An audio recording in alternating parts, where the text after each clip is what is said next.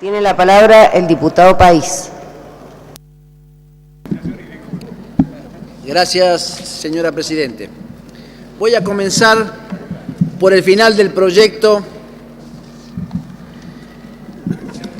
en función de la necesidad de clarificar algo que en principio ha comenzado a ver la luz con el reconocimiento explícito de la diputada Carrió sobre la inconstitucionalidad del artículo 20 del proyecto de dictamen. Es así, señora Presidente, que considero necesario referirme al tema en función de lo explicitado por la miembro informante, la Presidenta de la Comisión de Asuntos Constitucionales, quien, pese al desistimiento de este error grosero, jurídico e histórico, ha seguido sosteniendo que igualmente considera que este proyecto de ley no podrá ser vetado por el Poder Ejecutivo. Nosotros sostenemos todo lo contrario y coincidimos con la diputada Carrió y creo que con una mayoría de diputados de la oposición que han visto este error flagrante y lo han revisado excluyéndolo del texto del dictamen. Pero para que no quede dudas, queremos contestar esta referencia explícita de la Presidenta de la Comisión. El veto como instituto en la Constitución no surge explícitamente, surge a raíz del juego de los artículos 40, que lo menciona expresamente, y cuando habla de la observación del artículo 80 y 83 del Poder Ejecutivo. El veto es un acto jurídico de naturaleza política, una potestad exclusiva del titular del Poder Ejecutivo de la Nación.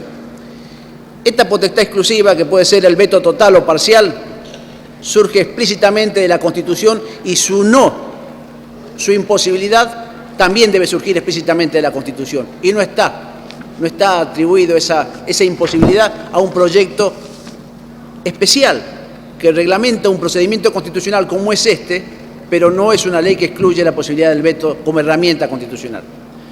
Los preceptos donde el Poder Ejecutivo carece de la potestad de veto están explicitados en la propia Constitución Nacional. El primer supuesto es la convocatoria prevista en el artículo 40. El segundo supuesto es también la ley, después de la consulta popular, que emerge de esa convocatoria del artículo 40, ambos no pueden ser vetados y expresamente así lo dijo el constituyente. Y el tercer supuesto es algo que hace a la adecuada inteligencia del artículo 83 de la Constitución.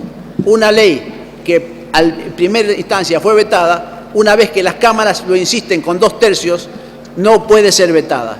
En los demás casos, la atribución del Presidente de la Nación no está restringida en lo más mínimo, y menos en este caso, que además no regula potestades exclusivas de este Congreso, sino que regula un procedimiento constitucional que fija deberes no solo al Parlamento, sino también al Poder Ejecutivo y al jefe de gabinete. Así que esta ley, que es de procedimiento constitucional, seguramente, y así ha sido reconocida por la oposición, no podrá ser vetada, no podrá ser rechazado la posibilidad del ejercicio presidencial del veto.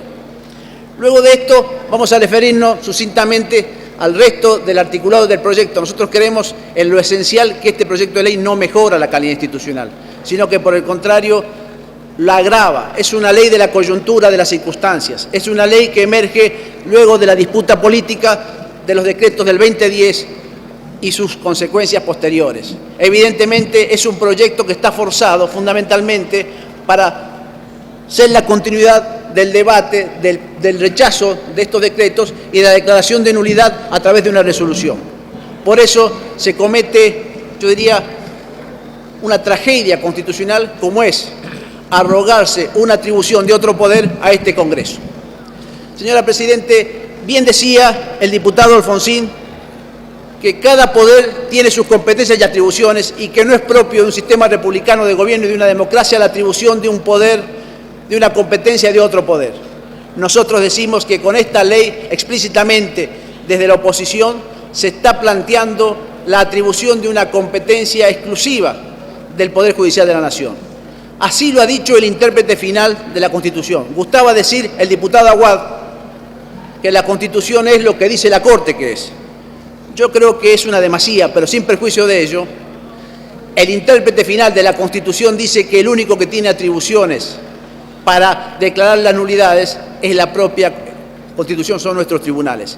Pero acá tenemos un tema especial, es una nulidad constitucional, que es una nueva categoría que introdujo el constituyente. Y a esta nueva categoría se refería un tratadista constitucionalista, el doctor Humberto Quiroga Lavie.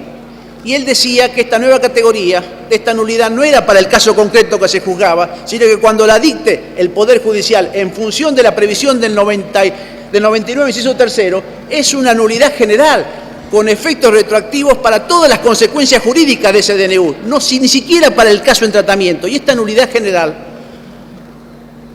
que es de una gravedad institucional importantísima, supongamos que se cambie la moneda, que se le quiten algunos ceros a través de un DNU y que exista algún elemento que invalide este DNU conforme los requisitos establecidos en la Constitución y en la ley reglamentaria, y que el Poder Judicial decrete la nulidad, evidentemente este efecto retroactivo retrotraería la moneda, los ceros, el desastre y todo lo demás. Convengamos que es de una trascendencia jurídica, yo diría, que afecta a la seguridad misma colocarlo en atribución de este Congreso de la Nación. Es decir, estaríamos legislando en forma inconstitucional. Y decía Quiroga Lavie, la previsión de la nulidad absoluta e insanable como categoría constitucional significa haber institucionalizado en nuestro país la competencia jurisdiccional para que este tipo de inconstitucionalidades, es decir, la de dictar el presidente disposiciones legislativas fuera del marco constitucional, tenga el efecto erga omnes de todas las nulidades absolutas. De este modo, la reforma del 94 introduce una trascendente modificación al sistema de control constitucional que ha regido nuestro país con anterioridad, siguiendo el modelo de los Estados Unidos. Ya no en todos los casos una inconstitucionalidad afecta solamente la interpretación de la norma con referencia al caso de aplicación, sino que en los casos en que el presidente disponga medidas legislativas al margen de la Constitución, decreto de necesidad de urgencia,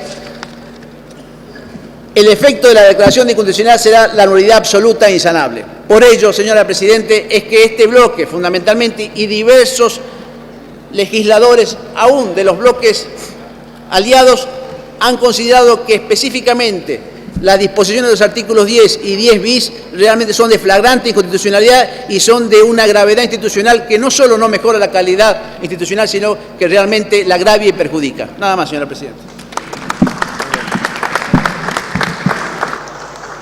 Gracias, señor diputado.